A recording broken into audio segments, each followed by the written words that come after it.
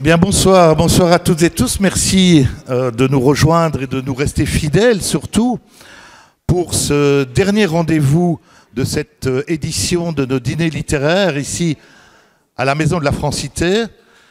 Alors, pour clore cette saison en beauté, j'ai souhaité convier une voix neuve, singulière, et on verra peut-être aussi un peu atypique, qui en quelques livres, et 3 livres pour être précis, publiés depuis 2019, une voix qui a su s'imposer dans le paysage littéraire belge et plus largement francophone. Donc merci Philippe Marchewski d'avoir accepté cette invitation déjà et de refermer avec nous cette 10e saison. Vous voyez que ça commence à compter. Alors, on va bien sûr, avec Philippe Marchewski, aborder ton parcours, ce qui a aussi amené, peut-être ce qui t'a amené à tenter l'aventure de la littérature, et puis à la publication de ces 3 livres qui, j'ai envie de dire d'emblée, ont reçu un accueil plutôt chaleureux d'entrée de jeu. En 2019, donc, tu avais publié Blues pour 3 tombes et un fantôme, qui était une sorte de déambulation labyrinthique à travers Liège et puis la sinuosité peut-être aussi de la Meuse. Alors en 2021, d'une certaine façon, tu transformes l'essai avec ce roman dont on va parler, Un corps tropical, publié aux éditions Inculte comme le précédent, et pour lequel tu reçois le prix Rossel. Vous voyez, et puis un 3e livre, là plus récent, l'année passée, publié en 2024 aux éditions du Seuil, Quand Cécile, qui nous retiendra aussi et qui, d'une certaine façon, est aussi une enquête à travers cette fois-ci les labyrinthes, d'autres labyrinthes, ceux de la mémoire, mais aussi des souvenirs et de l'oubli. Mais on reviendra évidemment là-dessus. Alors, avant de plonger, j'ai envie de dire, dans tes livres, on pourrait peut-être évoquer ton parcours qui est un peu atypique, enfin un parcours en tout cas tourné vers l'écriture dès le départ, mais un type d'écriture plus particulière, puisque c'était l'écriture aussi journalistique, je pense, qui t'attirait au début. Alors, merci d'abord, merci pour l'invitation. Bonsoir à toutes et tous. Oui, quand j'étais adolescent, je voulais être journaliste. Je voulais être reporter de guerre. Bon, j'étais pas très courageux, donc j'ai vite changé d'opinion. Mais j'ai jamais vraiment fait de journalisme, si ce n'est en dilettante, faire des piges pour arrondir les fins de mois.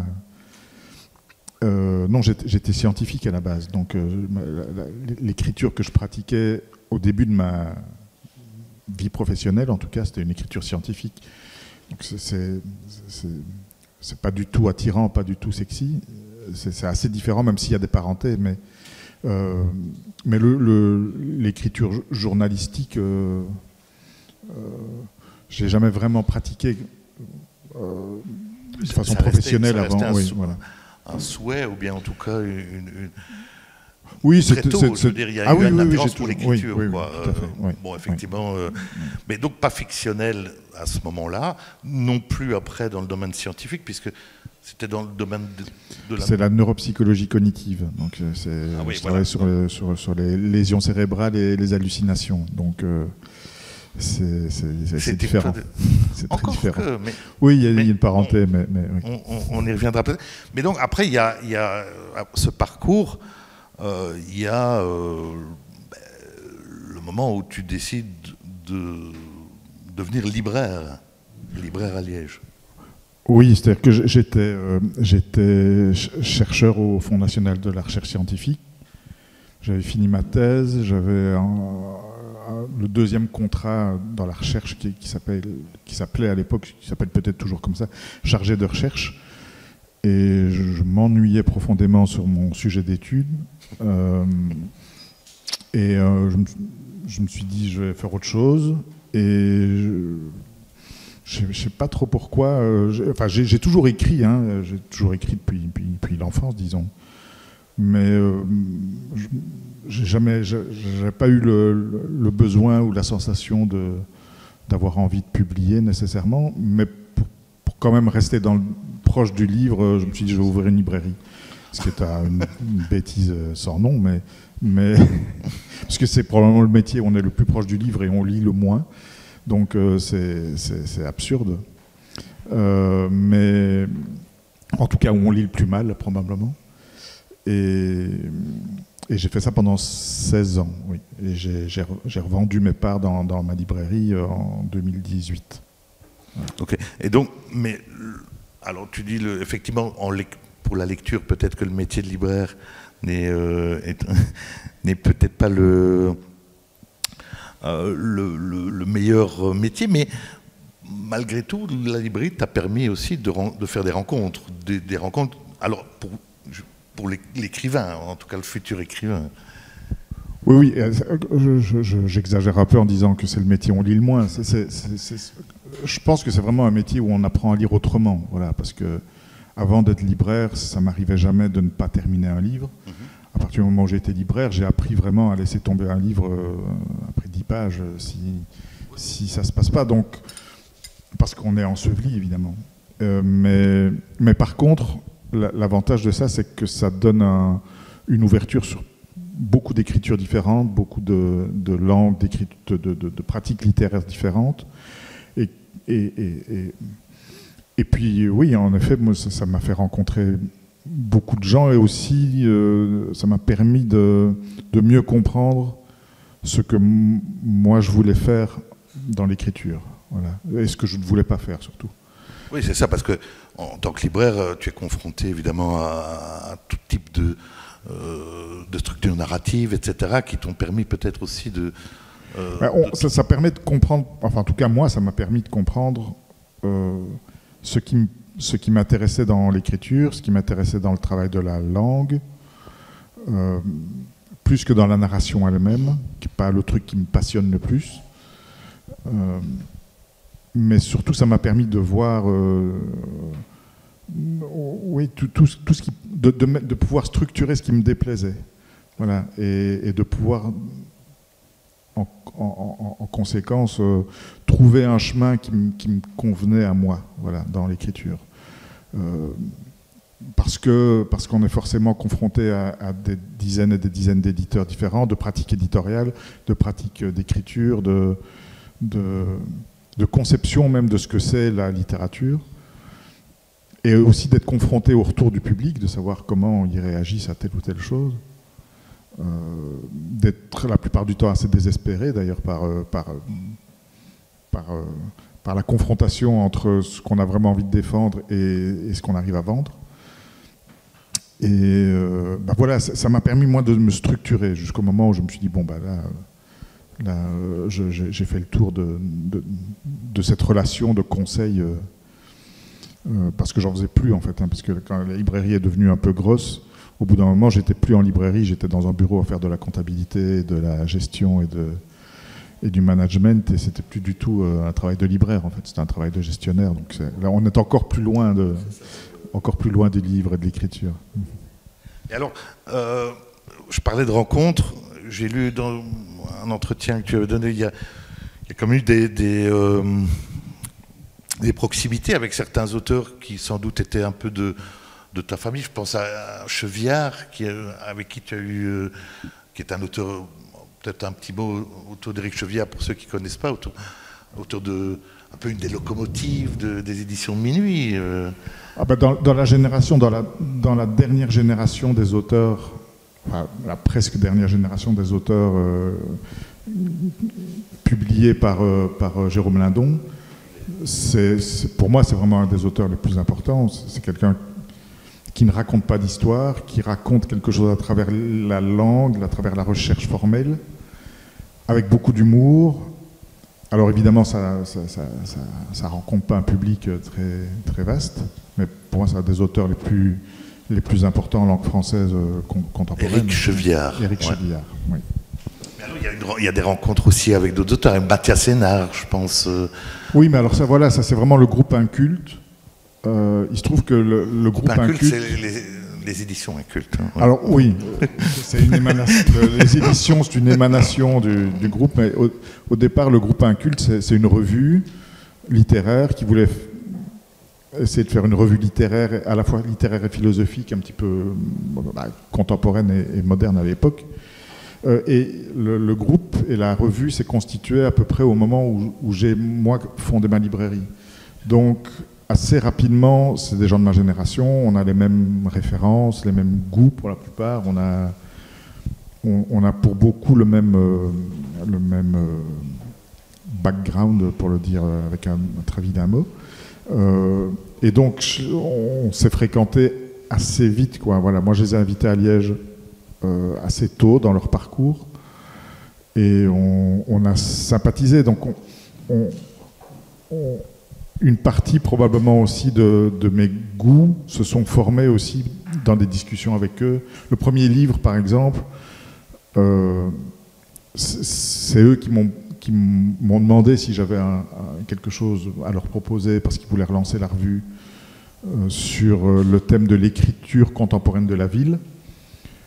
Et c'est en partie grâce à eux que je me suis intéressé à ce qu'on appelait la psychogéographie, qui est un terme un peu barbare, forgé par les situationnistes dans les années 60, mais qui est un terme qui existait, qui parlait de quelque chose qui existait déjà avant, c'est-à-dire de considérer qu'une ville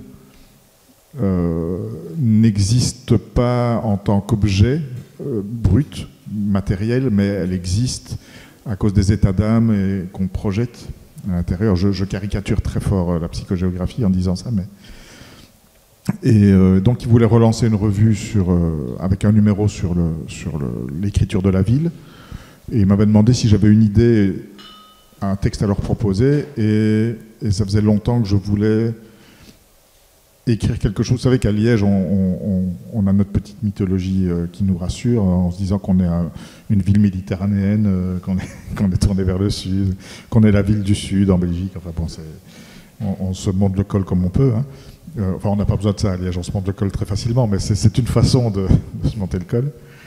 Et je voulais marcher de l'extrême sud, et la Meuse, c'est le lien avec la mer en tout cas, et je voulais marcher de l'extrême sud de la ville à l'extrême nord de la ville, du tissu urbain, pour voir si quand on passait de l'un à l'autre, on sentait vraiment qu'on passait du sud au nord. Et donc j'ai fait un texte là-dessus, où j'ai réellement marché de l'extrême sud à l'extrême nord, et je raconte ça. Et puis la revue, ils n'ont pas relancé finalement. Ils m'ont demandé si je pouvais développer le texte pour en faire un livre. Je ne pouvais pas le développer, mais je pouvais faire d'autres textes du même ordre. Et c'est devenu un livre, quoi. Voilà. Et donc c'était au moment aussi où ils lançaient peut-être les éditions. Non, les éditions existaient déjà depuis. Enfin, il y a eu une première incarnation des éditions qui a fait faillite, parce qu'ils avaient une gestion très particulière, hein, de la maison d'édition. Puisque pendant tout un temps, un des éditeurs allait jouer de l'argent au casino pour pouvoir payer les salaires. Ah ouais. Donc la première incarnation de la maison a un peu périclité. Et puis ils ont trouvé un accord avec Actes Sud auquel ils se sont adossés. Donc Actes Sud payait les livres. Et tout en étant que le travail éditorial était purement indépendant d'Actes Sud. Et donc la maison d'édition existait depuis un an et demi à peu près, je pense, au moment où ils m'ont proposé de faire un livre. Voilà. Alors, donc ça débouche sur ce premier texte, hein, qui est, je l'ai dit, une sorte de déambulation, effectivement. Alors tu viens de préciser... avec cette fluidité, je vais revenir souvent sur ce terme de fluidité parce que avec le deuxième livre que tu publies donc en 2021, toujours donc aux éditions Incultes, Un corps tropical, on y est en plein. Alors peut-être pour ceux qui l'ont pas lu, nous redire brièvement le pitch, hein, comme on dit. Alors, en deux mots, c'est l'histoire d'un type...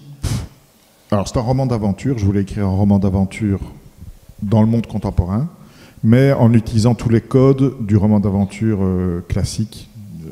parce que j'ai grandi en lisant énormément de romans d'aventure et d'exploration et de voyage, et je voulais utiliser tous les codes du roman d'aventure, mais qui est un roman disons du 19e et du début du 20e, mais je voulais projeter ces codes-là dans un récit contemporain.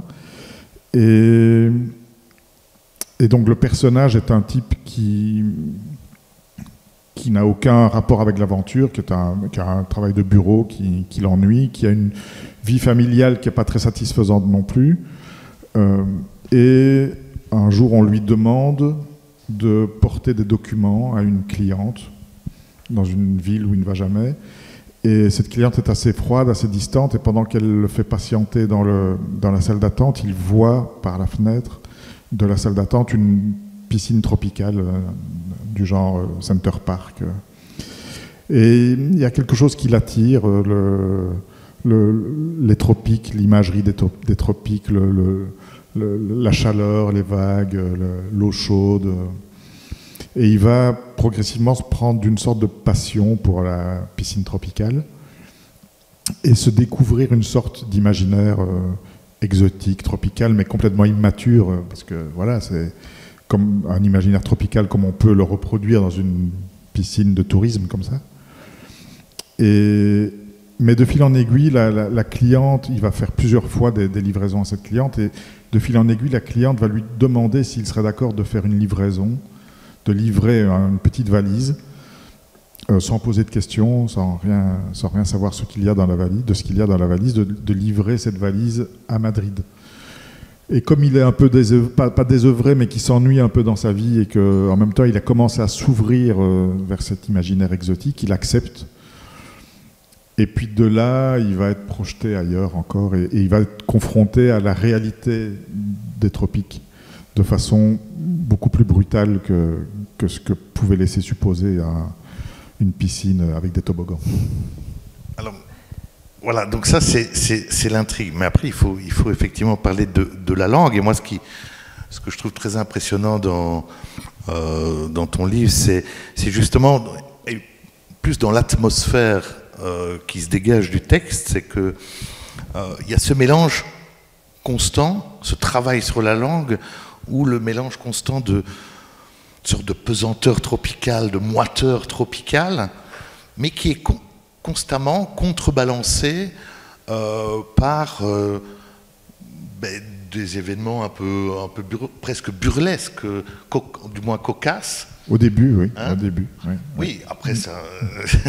Et donc, l'écriture de Philippe Marchewski suit, d'une certaine façon, les mouvements de ce corps tropical, ou de ce personnage qui découvre cette tropicalité par le biais des Center Park ou des piscines à bulles.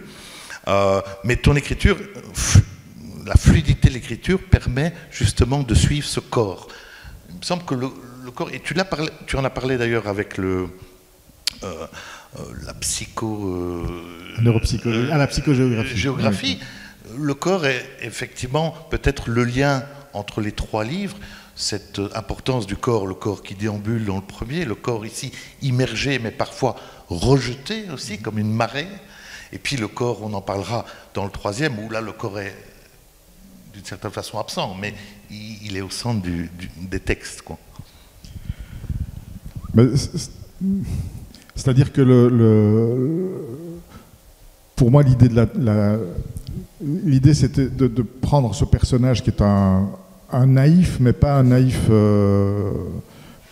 idiot, c'est juste qu'il connaît pas, il sait pas ce que c'est, donc il se crée un imaginaire de façon assez puérile, comme on peut se créer un imaginaire sur tout sujet à partir du moment où on n'en sait rien. Quand on débute, quand on commence à s'intéresser à un sujet quel qu'il soit, on se donne généralement à des clichés et à des facilités. Et lui, il est séduit par quelque chose qui est immédiat, qui est la chaleur de la piscine sur son corps. C'est une ville industrielle, post-industrielle, un peu décatie comme ça, et il y a un contraste réel entre la ville autour de lui et et ce qu'il ressent dans cette piscine. Et c'est vrai qu'il y a une sorte de confort et de facilité, c'est doux, il fait chaud, l'eau est chaude, il y a le bain à bulles, il y a des vagues, on est secoué, mais tout en étant, tout ça est toujours très doux et rassurant, et plutôt agréable en fait. Et donc tout ça passe par le corps, évidemment. C'est une perception d'un imaginaire qui se construit à travers le corps. Et évidemment, quand il est confronté à la réalité de ce que c'est les tropiques, enfin un aspect de la réalité des tropiques, c'est le corps qui prend en premier lieu, et c'est beaucoup moins confortable pour le coup. Les chapitres sont des fragments de corps, quoi.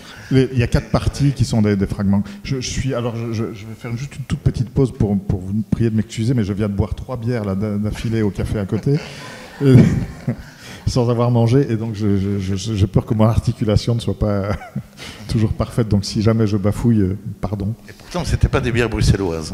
C'était des très mauvaises bières. Mais pas des... donc oui, ça passe par le corps et par le ressenti.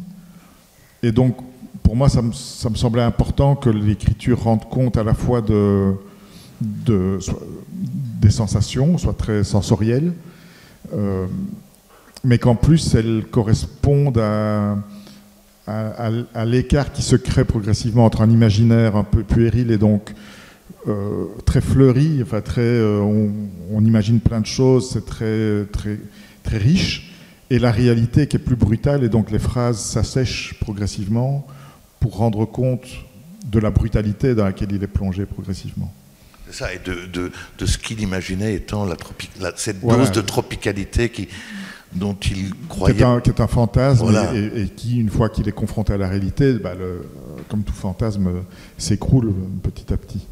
Alors je parlais effectivement des petits moments, des petites pauses, en tout cas, c'est vrai, plutôt dans les 2 premiers tiers du bouquin, et des petites pauses aussi qui sont... Tu parlais des codes du roman d'aventure, etc. Mais on sent qu'il y a aussi tout un jeu où tu t'amuses de les retourner aussi, je veux dire. C'est-à-dire que moi, dans le roman d'aventure, il y a une sous-catégorie du roman d'aventure que je préfère, qui est celle où l'aventurier ou l'aventurière, mais il se trouve que majoritairement, ce sont des romans qui mettent en scène des personnages masculins, époque oblige, où l'aventurier n'est pas du tout un aventurier. C'est-à-dire que et que l'aventure est foireuse. Par exemple, il y a un roman qui n'est pas un roman, mais qui est écrit comme un roman, qui est un texte plutôt un récit de voyage un peu journalistique, de Ian Fleming, de Peter Fleming, pardon, qui est le frère de Ian Fleming. Ian Fleming, le créateur de James Bond, mais il avait un frère qui s'appelait Peter Fleming, qui était journaliste. Et dans les années 30, si je ne dis pas de bêtises, il a participé à une expédition qui s'est montée pour aller à la recherche d'aventuriers disparus dans le Mato Grosso une quinzaine d'années auparavant. Et tout le récit est un démontage en règle de tout ce qu'on imagine être le récit d'aventure. C'est-à-dire que dès qu'il part, même avant le départ, tout est foireux. C'est-à-dire que rien ne fonctionne comme un roman d'aventure est censé fonctionner. Il n'y a que des obstacles, il n'y a que des emmerdes. Les voitures tombent en panne à peine débarquées du bateau au Brésil. Enfin, il y a des problèmes de douane. Enfin, c'est toute une série de catastrophes qui s'accumulent, mais c'est ça qui est intéressant, c'est que malgré ça, ça reste un roman d'aventure. Et je voulais que le personnage soit ça, c'est-à-dire soit un personnage qui est confronté à l'échec de l'aventure, et que par ailleurs, ce soit contemporain, parce que, évidemment, le roman d'aventure traditionnel, classique, d'abord, il y a 2 choses. La première chose, c'est que, arrivé en Amérique du Sud à la fin du 19e siècle, au début du 20e siècle, il fallait aller dans un port, prendre un bateau, traverser l'Atlantique, et puis arriver dans un port en Amérique du Sud, et puis avec un peu de chance, réussir à monter une expédition, et au bout de peut-être 2 mois, si on n'avait pas attrapé trop de maladies, si on n'avait pas eu trop d'embrouilles, on arrivait finalement en Amérique, enfin au fond de la forêt amazonienne, alors qu'aujourd'hui, n'importe quel clampin avec une carte de crédit peut aujourd'hui aller acheter un billet et dans 18 heures être au fin fond de la forêt amazonienne. C'est d'une facilité déconcertante. Donc, ce que je voulais, c'était que tout ce qui se passe dans un roman d'aventure, toutes les embrouilles, toutes les difficultés, tous les doutes, tous les trucs qui ne fonctionnent pas, tout le mystère, soit concentré dans un temps contemporain du voyage, donc en quelques jours. Donc c'est une première chose. À l'autre bout du monde. On évite à l'autre bout du monde. Et puis la deuxième chose, c'est que le récit d'aventure classique, il est indissociable de la pensée coloniale. C'est-à-dire que le récit d'aventure, c'est quelque chose qui appartient, le récit d'aventure tel qu'on le conçoit dans notre littérature, dans nos littératures européennes, c'est l'homme occidental qui va, pour qui le monde est un grand terrain de jeu. Les corps dans le monde entier sont des matières premières, à tous les sens du terme. Et donc, ça reste très imprégné de l'occidental qui peut aller partout où il veut et que tout est à sa disposition. Donc, je voulais aussi que ce soit un roman d'aventure contemporain qui s'interroge sur ce que c'est justement ce rapport au colonialisme, au post-colonialisme. Enfin, j'explique souvent que, comme moi j'ai 51 ans, donc j'ai grandi après la fin des colonies. Mais j'ai grandi dans une ambiance clairement postcoloniale. C'est-à-dire que quand j'étais enfant, le dimanche matin, à la radio, à la RTBF, il y avait les chansons dédicacées avec la famille Machin de Namur qui dédicaçait une chanson pour les cousins qui étaient à Lumumbashi, et puis pareil dans l'autre sens. Donc j'ai quand même grandi dans une sorte d'ambiance clairement postcoloniale. Genre, on avait des cours sur Léopold II qui étaient extrêmement... qui n'était jamais contesté. Et donc, j'ai quand même grandi dans une sorte d'imaginaire colonial que je ne défends pas, c'est-à-dire que c'est pas du tout, c'est un euphémisme, c'est-à-dire que je suis très opposé, mais en même temps, je sais que je l'ai, et que probablement, si j'avais vécu à l'époque coloniale, j'aurais été le premier à m'engager pour aller... parce qu'il y a un imaginaire, parce que, voilà. Donc, je suis conscient que ça fait partie de moi, même si je mets une distance. Ouais. Donc je voulais jouer avec tout ça, quoi, avec les embrouilles, avec la mythologie, et avec toute la problématique, tout ce qu'il y a de critiquable dans cette mythologie. Alors, vous voyez que il y a beaucoup de choses à dire. C'est un long roman, hein, c'est 400 pages qui se déploie. Il y a peu de texte par page. Ouais. Mais il y a beaucoup à dire en tout cas. Et donc en fait, tu le disais tout à l'heure, il y a une sorte de moiteur, de lenteur au début, qui petit à petit, il y a un effet crescendo dans l'écriture aussi. Par rapport évidemment à ce que le personnage va découvrir, va vivre. Et donc il y a ce travail sur l'écriture qui en fait, à mon sens, une sorte de roman aussi polyphonique, dans le sens où bien sûr il y a ce que vit malgré lui le personnage, les aventures dont tu as parlé, mais il y a aussi le travail sur l'écriture qui épouse vraiment ces sinuosités du corps malmené, quoi, du corps qui ne sait pas exactement à quelle sauce il va être mangé. Et donc, à la fois, l'écriture devient corps du texte, purement le matériau sur lequel tu travailles pour presque l'interroger. Il y a un travail aussi dans ton écriture sur l'interrogation sur ce que peut l'écriture au fil du texte, pour coller justement à ces mouvements de vagues. Et je pense que ça, c'est vraiment une réussite dans le bouquin, avec ce mouvement de l'écriture qui aussi, et qui épouse vraiment l'intrigue. Enfin, Oui, parce que je pense que comment dire, le récit en tant que tel ne tient sur pas grand-chose, Donc, puisque comme dans celui dont on va parler après. Ouais. Oui, le but c'est d'avoir une sorte de mystère qu'on ne résout jamais, enfin, sans déflorer l'histoire, mais et donc tout passe vraiment par essayer de rendre compte des sensations du personnage à travers le rythme de l'écriture. C'est aussi lié à la musique, à la cumbia, au rythme de la cumbia. La musique aussi, effectivement. Qui perçoit mal, c'est-à-dire que je reproduis un rythme tel quel, quoi, de cumbia, mais qui n'est pas correct. C'est-à-dire que parce qu'il le comprend mal, mais et donc c'est jouer aussi sur des perceptions et des sensations qui, pour moi, doivent s'exprimer dans la forme oui, c'est ça, oui. du texte. Mais donc, vous voyez que c'est tout ça s'imbrique évidemment, et même si la structure, le travail est très complexe, on suit véritablement le courant de l'écriture, j'ai envie de dire, comme une sorte de road movie. Il y a un côté très cinéma aussi. C'est pas. Moi, j'essaie de ne pas faire des textes théoriques, ou en tout cas où l'aspect de la théorie littéraire que tout le monde peut avoir. Chacun vient dans ce monde avec sa petite théorie littéraire à soi, mais je veux que ça soit lisible comme un roman d'aventure. Enfin, en l'occurrence, ça, pour moi, ça doit être lisible comme un roman d'aventure, même si on s'intéresse pas du tout à le coup de force, ce qu'il y a derrière, quoi.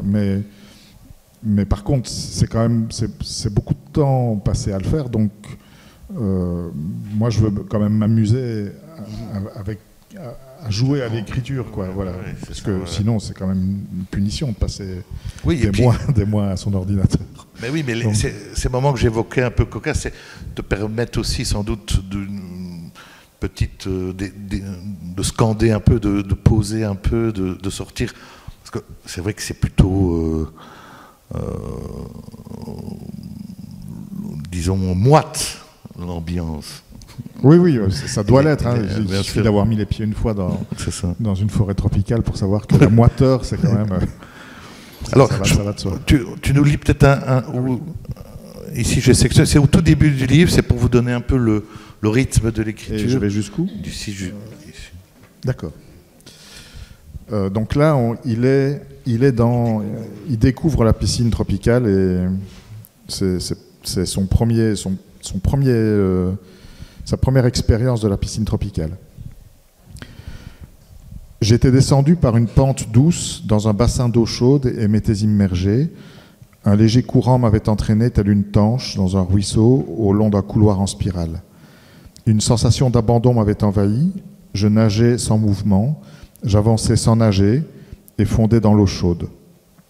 À l'autre bout du couloir s'ouvrait un deuxième bassin d'eau calme et en son centre, un jacuzzi s'élevait où je m'étais installé, assis sur un banc carrelé, de l'eau jusqu'aux épaules qui bouillonnaient et dans le bas du dos un jet massant. Et j'avais balayé du regard les vastes étendues de la piscine du parc tropical. Partout, je voyais des plantes dont j'ignorais le nom et l'ignorance décuplait mon émerveillement. Quelques humains flottaient et se laissaient porter par l'ondée jusqu'au bassin d'eau calme.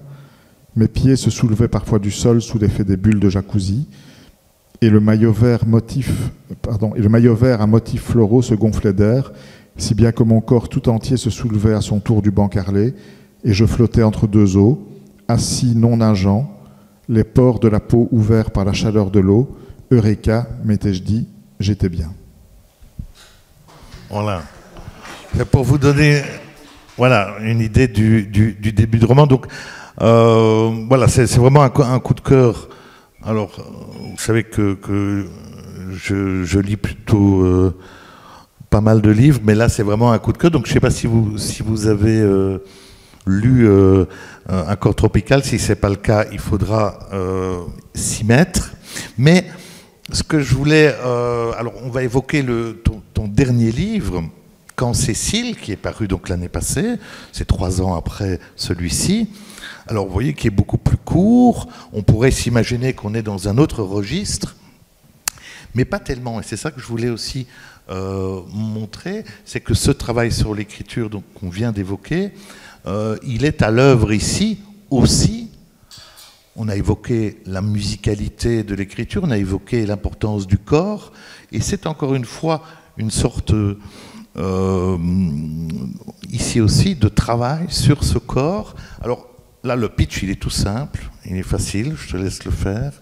Quand Cécile, Le personnage a connu une jeune femme quand ils étaient étudiants, avec qui il a eu une relation amoureuse très incomplète, c'est-à-dire qui n'a jamais débouché sur quoi que ce soit, qui était vraiment très pas superficielle, mais c'était jamais le bon moment. Et cette jeune femme est morte dans un accident d'avion en 2001, pendant l'été 2001. Et au moment où elle meurt, il a l'impression que tout va bien dans sa vie, et donc il se sent pas très triste, il se sent pas assez triste. Il est triste, mais il voit bien que par rapport à leurs amis, à leur groupe d'amis, il est moins triste. Et quelques années passent, sa vie change un petit peu, elle est moins flamboyante, et l'idée de cette jeune femme lui revient à l'esprit, d'abord de façon anecdotique, et puis un peu plus. Et un jour, en partant de chez lui, en allant au travail, devant le restaurant où ils ont passé la dernière soirée ensemble, qui s'est ensuite mal terminée, et qui est la dernière fois qu'il l'a vue, vivante, donc devant ce restaurant, il croise une femme qui lui ressemble trait pour trait. Il en est extrêmement troublé. Et je vous passe les détails. Il va la recroiser une autre fois, et la deuxième fois où il la croise, il va être suffisamment perturbé que pour se demander si c'est un fantôme, une apparition, enfin, essayer de trouver un sens à cette ressemblance extrêmement forte. Et il va la suivre simplement pour essayer de savoir qui est ce personnage, si c'est Cécile qui est revenue, ou si c'est une hallucination ou un fantôme. Et voilà, et voilà, c'est l'histoire, ça tient à ça. Voilà, donc il y a en exergue une phrase de Blanchot, de Maurice Blanchot, que vous connaissiez peut-être, qui était un auteur qui est décédé dans les années, début des années 2000, presque centenaire, qui a beaucoup travaillé justement sur ce rapport à l'oubli, à la mémoire, dans des fictions qu'on peut appeler des fictions de l'oubli, justement, où la narration, la trame se réduit et on en parlait tout à l'heure, tu le disais aussi, finalement, il n'y a pas grand-chose, la trame est assez simple, mais de nouveau, c'est ici tout un travail sur l'écriture, comment dire le souvenir, comment parler de la mémoire. J'ai revu un entretien que tu avais donné où tu disais, d'une certaine façon, la mémoire n'existe pas. J'ai beaucoup aimé ce moment-là. En fait, ce sont les souvenirs, c'est ce que laisse la mémoire. Non, c'est-à-dire que je pense que alors ça c'est en partie ma casquette. Oui, c'est ça, on en revient à la neuropsychologie. Oui. Mais je pense que la mémoire, ça n'existe pas en termes de processus. Ce qui existe, c'est l'oubli. C'est-à-dire que dans notre cerveau ne peut pas retenir ce qu'on vit au quotidien. C'est-à-dire que l'essentiel de ce qu'on vit au quotidien, on l'oublie. On ne se souvient pas de ce dont on a mangé, ce qu'on a mangé 2 jours auparavant. On oublie les gens qu'on a croisés une semaine auparavant ou un mois. Si on prend une date au hasard dans le calendrier il y a 2 ans et qu'on dit qu'est-ce que vous faisiez ce jour-là, il y a de grandes chances qu'on ne soit pas capable de le dire, sauf si vraiment il s'est passé quelque chose d'exceptionnel. En tout cas, l'essentiel de nos heures et de notre quotidien, on l'oublie. Et c'est un processus normal du cerveau parce que le cerveau, on n'a pas les ressources qui nous permettraient de nous souvenir intégralement de tout ce qu'on vit. Donc, le processus normal de notre vie au quotidien, c'est d'oublier. Par contre, la mémoire, c'est juste ce qui reste malgré l'oubli, c'est-à-dire ce sont des parcelles de choses, de ce qu'on vit, des éléments, des petits motifs, des choses qui nous ont marqués ou qui peuvent être importantes pour une raison ou pour une autre, et qu'on va se raconter régulièrement. On va se les remémorer, on va les mettre dans une sorte de petit récit intérieur. On va éventuellement les raconter autour de nous, et à chaque fois qu'on va les raconter, on va les raconter éventuellement avec des erreurs, avec des choses, des imprécisions, en laissant de côté un certain nombre de choses aussi, en racontant ce qui fait sens. Et donc on construit ce qu'on appelle la mémoire. C'est un ensemble de traces imparfaites, reconstruites, probablement trafiquées, dont certaines peuvent être complètement fausses, dont on peut intervertir aussi parfois l'ordre temporel. Et donc notre mémoire, c'est un récit, c'est une fiction. Et comme notre identité, notre personne, enfin ce qu'on est, on le construit aussi sur ce qu'on sait de nous et ce qu'on sait de ce qu'on a vécu sur nos souvenirs. On construit notre propre identité sur une fiction. Donc nous sommes des fictions, c'est-à-dire que si on doit parler de nous, on construit, si chacun doit parler de soi, chacun construit un récit qui n'est probablement pas une sorte de vérité objective, qui est juste un morceau de cette vérité, ou des éléments, des fragments, des choses qu'on reconstitue, et qui sont partiellement faux ou imparfaites. Et voilà, ce texte... il voulait parler de ça parce que je me suis piégé très fort en écrivant ce livre parce que c'est une histoire personnelle, authentique, absolument authentique. Et je me suis piégé parce que j'ai écrit en il pour mettre un truc à distance, mais la première fois où j'en ai parlé, j'ai parlé en jeu, donc je me suis vraiment piégé complètement. Mais l'idée, c'était, je me suis rendu compte, pendant très longtemps, je voulais écrire quelque chose sur la disparition de Cécile, qui est le vrai personnage, enfin qui est son vrai nom.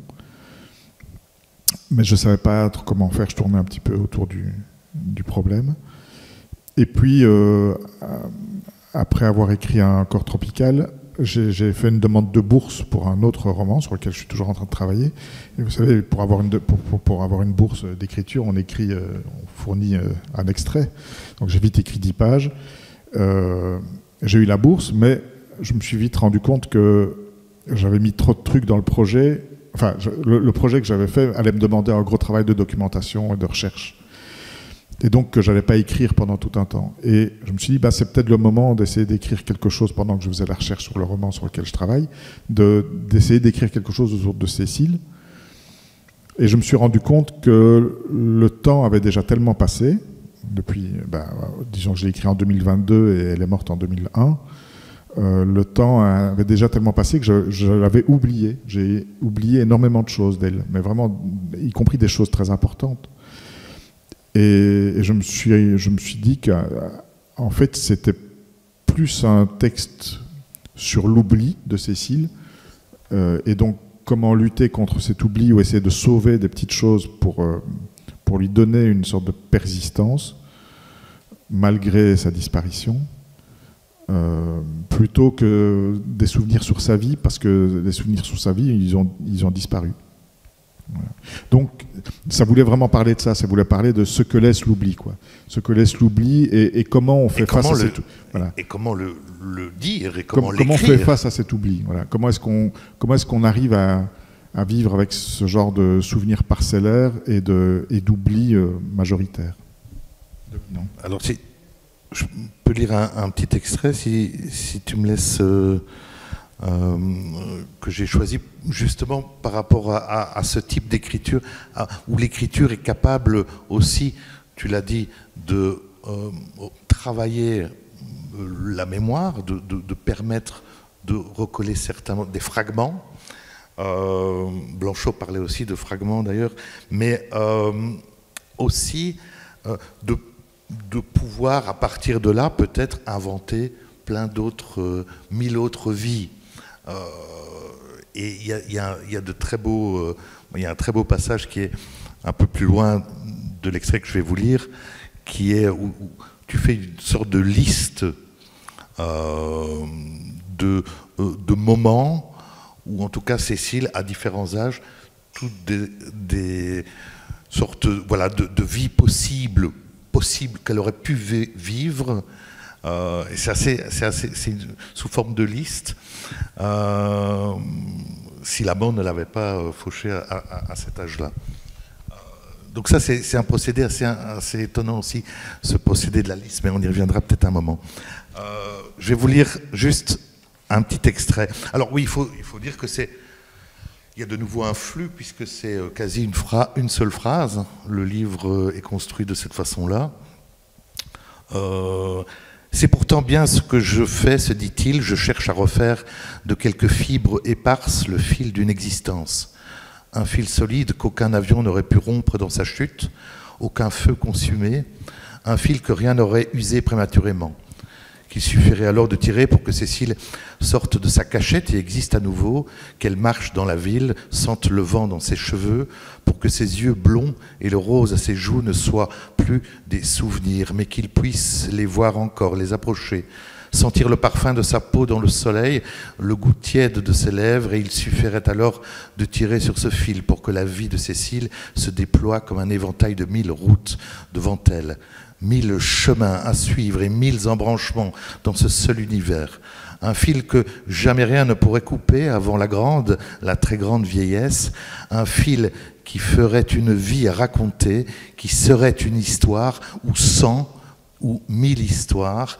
Une longue phrase jamais rompue, toujours roulant en elle des mots nouveaux, disant des expériences nouvelles, une longue phrase d'un seul souffle, où jamais Cécile ne cesserait de respirer, une histoire que Cécile elle-même conterait au soir de sa vie, dont elle déplierait les merveilles enfouies dans sa mémoire et qui la ferait sourire, plisserait sa peau ridée par l'âge autour de ses yeux blonds, et de ses lèvres, alors seulement, après longtemps de vie et d'histoire, dans une dernière expiration, sa vie s'effilocherait. Vous voyez le rythme, j'ai choisi cet extrait aussi pour montrer justement ce rythme lancinant que tu adoptes aussi, qu'on retrouve d'une certaine façon aussi dans le corps tropical, hein, qui fait un petit peu ce travail, mais ce travail effectivement sur comment dire, comment travailler la langue pour qu'elle puisse justement recoller ou en tout cas créer des fragments.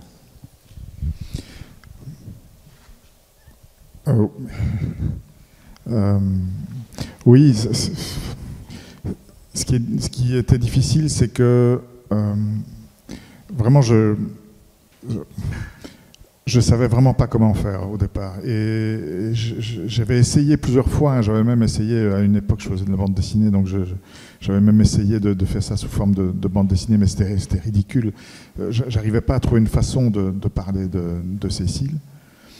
Et à partir du moment où je me suis vraiment mis à écrire, où je me suis dit que ce qu'il fallait, c'était parler plutôt de l'oubli, mais tout s'est très vite mis en place, c'est-à-dire que je me suis rappelé, je me suis dit que cette histoire de sosie que j'ai vraiment croisée en ville de Cécile pouvait donner une porte d'entrée au récit, et que dès que j'ai repensé à ça, parce qu'il s'est passé entre les faits, entre les événements dont il est question dans le livre, le fait de suivre cette personne et le moment où je l'ai écrit, il s'est écoulé plus de 10 ans, 15 ans même.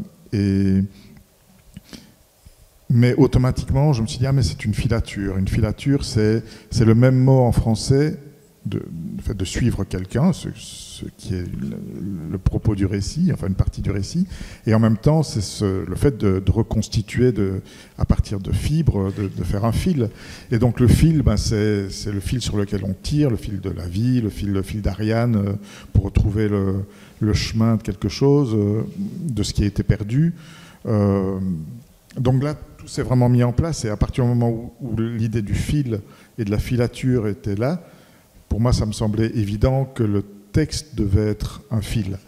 que c'est une rumination, qu'une rumination c'est un flux de pensée qui est ininterrompu, qui ne correspond pas dans le flux de pensée de verbalisation interne qu'on a chacun, ne respecte pas une syntaxe écrite, ne respecte pas des points, des virgules, des points-virgules. Enfin, ça c'est quelque chose qui est un flux qui fait des allers-retours, qui hésite, qui revient sur un sujet déjà abordé, qui fait du coq à l'âne, et que donc ça devait être présent sous cette forme-là dans le texte. Alors travailler de façon à ce que ça soit lisible, évidemment, et pouvoir quand même amener un propos, mais que la phrase devait rendre compte à la fois de ce besoin de chercher un fil, de chercher la corde qui donne un sens en fait à l'existence de Cécile et au scandale de sa mort, quoi, de sa mort aussi jeune, elle avait 27 ans, et que ça corresponde dans la forme même du texte, quoi, voilà. Je disais au début qu'il y avait comme des rapports avec la neuropsychologie. On sent quand même le neuropsychologue quand tu parles aussi de ce texte. Je voulais juste donner deux, trois exemples de cette liste que tu proposes, parce que ce sont aussi en fait des possibles romans. Chaque phrase, ça pourrait être le début d'un roman. Donc au sein même de ce continuum, de ce fil que tu recherches dans l'écriture, il y a 1000 autres romans possibles qui pourraient sortir du texte. Cécile a 57 ans, elle vit désormais à publier 6 romans qui ont du succès et pense faire un grand voyage dans le nord de l'Europe. Cécile a 38 ans, elle est debout sur un escabeau dans la maison en ruine qu'elle vient d'acheter au bord d'un grand pré qui s'allonge en pente douce vers une rivière.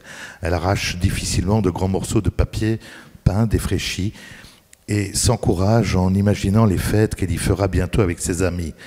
Cécile a 47 ans et donne son premier concert de piano parmi des élèves beaucoup plus jeunes qui l'appellent par son prénom. Cécile a 68 ans et c'est la dernière fois, pense-t-elle, qu'elle escalade le Mont Blanc. Cécile a 30 ans, elle choisit le soleil et dans une petite maison du sud de l'Italie, rêve à tous les possibles qu'offre ce village abandonné où l'amour l'a menée. Cécile a 81 ans et ses petits-enfants, pour son anniversaire, la regardent exaucer son rêve de plonger à la poursuite des tortues dans les eaux larges du Vanuatu. Et tu continues comme ça, effectivement, et donc on a une sorte d'ouverture du texte qui se démultiplie, j'ai envie de dire, à partir de ce souvenir, de ces souvenirs ou de ces oublis. Alors voilà, donc ça c'est le dernier livre, Quand Cécile de Philippe Marchewski. Tu as parlé aussi d'un projet déjà, tu as déjà d'autres choses en tête, d'autres romans. Je suis en train d'en écrire un que j'ai commencé donc juste après Encore Tropical, fin 2021, et que je veux terminer cette année, enfin je dois contractuellement. Mais oui, c'est complètement différent. C'est un récit. Donc je suis de descendance de l'immigration polonaise en Belgique. Mes grands-parents sont venus en Belgique dans les années 20, donc il y a une centaine d'années. Et je voulais écrire un texte sur à la fois sur le fait de toujours porter, même après 2 générations, de porter un rapport avec un pays auquel on n'appartient pourtant pas, mais avec lequel on a des liens historiques, familiaux, sentimentaux ou intellectuels. Et donc de continuer d'une façon ou d'une autre à une forme d'immigration mentale qui n'en finit pas. Enfin, c'est-à-dire que même si ma famille est là depuis 100 ans et que mon nom est un nom belge, je dois quand même assez régulièrement expliquer que c'est un nom polonais. Enfin, les gens le comprennent, hein, mais je veux dire, je dois à chaque fois répondre à des questions sur l'origine du nom. Et puis sur le fait, sur une sorte de mythologie européenne de l'Est et de l'Ouest, et toute l'incompréhension qui s'est forgée avec le temps entre l'Est et l'Ouest de l'Europe, et puis et sur la façon assez dégueulasse dont on a traité les pays de l'Est de l'Europe à la chute du mur, et qui explique en partie la situation politique dans ces pays aujourd'hui. Ouais. Bon, mais donc voilà, c'est en cours. Oui. Ce sera écrit, ce sera terminé à la fin de cette année et publié, je sais pas, dans un an et demi. Donc ça, ce sont les temps évidemment aussi de l'écriture et de l'édition. Bon, il y avait plein de choses, il y a plein de choses encore à évoquer, il y a plein de choses à dire. Je pense que c'est le moment, vous connaissez la formule, de faire la pause pour le repas. Vous remercier, et puis vous le savez, après le repas, nous reprendrons la discussion, mais avec vous cette fois-ci, puisqu'un micro se baladera entre les tables, et vous pourrez peut-être intervenir, poser une question par rapport à ce qu'on a évoqué, et en général, le vin aidant, les langues se délient. Après 10 saisons, je peux vous le dire, je connais la musique. Voilà. Merci à vous, bon appétit et à tout à l'heure. Merci à Philippe Marchewski. Merci, bon appétit. À tout à l'heure. Vous dire aussi, juste vous signaler aussi bien sûr que comme d'habitude, les livres sont disponibles à la vente et que Philippe Marchewski sera un plaisir de les dédicacer après le repas au moment du dessert. Voilà, merci.